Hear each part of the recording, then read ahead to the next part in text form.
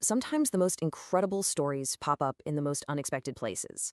Our source for today? It's literally just a single document, a form filled out for an agricultural seminar. But I'm telling you, hidden inside these simple fields and drop-downs is this amazing story of tradition, of real challenges, and of what the future of farming might just look like. So let's dig in and see what this one form can tell us. Right off the bat, we get this. This is the title of the presentation our protagonist, Vishnu P, was planning to give, The Glory of Anatukara. Now, Anatukara is a historic region in Kerala, and it's famous for its unique agricultural heritage. This title, just by itself, tells you so much about his mission, right? This isn't just about growing crops, it's about protecting and celebrating a legacy. So, who is the man behind such a proud title? Well, to really get his vision for the glory of Onatagara, we've got to go back to the beginning, to his roots. Okay, so our story starts here, in the Alappuzha district of Kerala. If you know the area, you're picturing these stunning backwaters, lush green paddy fields. It's beautiful. And this is home for Vishnu P, the farmer at the very heart of this story. And here's the first thing from the form that really caught my eye, his age. Vishnu is just 33 years old. So right away, we know this isn't a story about someone looking back on their career. Nope, this is about a young guy right in his prime who is actively out there shaping the future of agriculture. And that leads to the biggest question, doesn't it? I mean, in a world with a million different career paths, what makes a young, educated person decide to go back to the soil? Well, the forms asked him that exact question, and his answer, it's just so simple and powerful. That's it, just two words. But those two words carry the weight of generations, don't they? It wasn't some flashy tech job or a corporate ladder that called to him. It was this deep, fundamental connection to what his family has always done. It's a really powerful motivator that I think we sometimes forget about. And make no mistake, this isn't some new hobby for him. Vishnu has been farming professionally for a full decade. That's 10 years of getting his hands dirty, of learning and growing, all built on top of a lifetime of knowledge passed down to him. But here's the thing, just because you're following tradition doesn't mean it's going to be an easy ride. Oh no, every great story has its obstacles, and Vishnu's is no different. The form gives us a peek into the first major hurdles he had to get over. So this is it. This is the name of his farm, Neriyampallil Farm. This is where his vision is literally taking root, and it's where he's growing just an incredible variety of different crops. Now take a look at this list. What's so interesting here is the sheer diversity.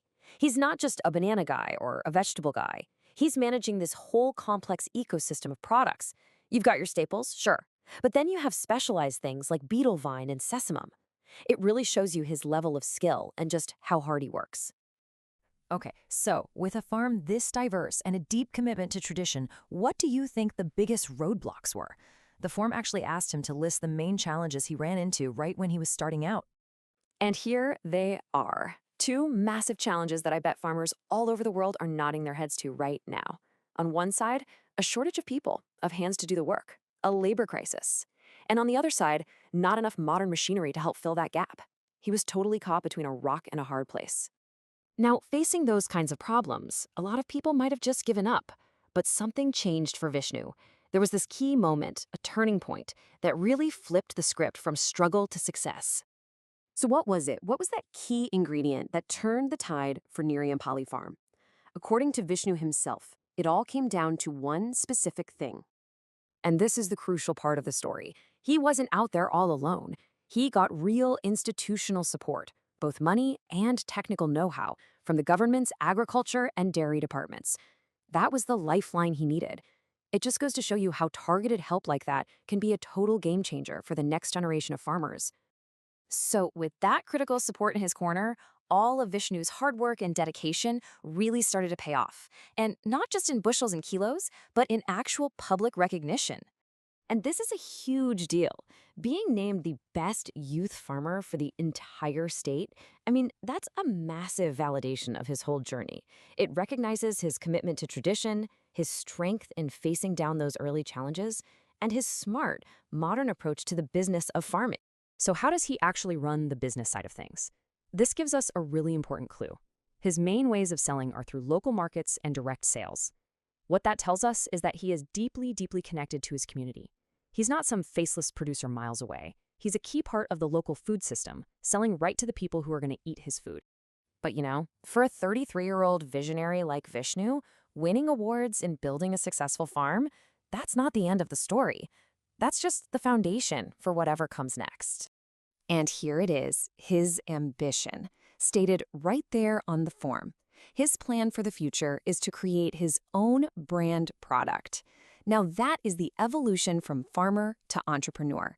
See, he doesn't just want to grow food anymore. He wants to build a brand that stands for the quality, the heritage, the glory of Anatukara. So Vishnu's story, which we pulled from the simple lines of a form, gives us a pretty powerful answer, I think. It looks like this blend of deep respect for family tradition combined with a smart use of modern support and business strategy. It's local, it's ambitious, and it's all driven by a real passion for the land. It kind of makes you wonder, right? How many more amazing stories like this are just sitting there waiting to be told?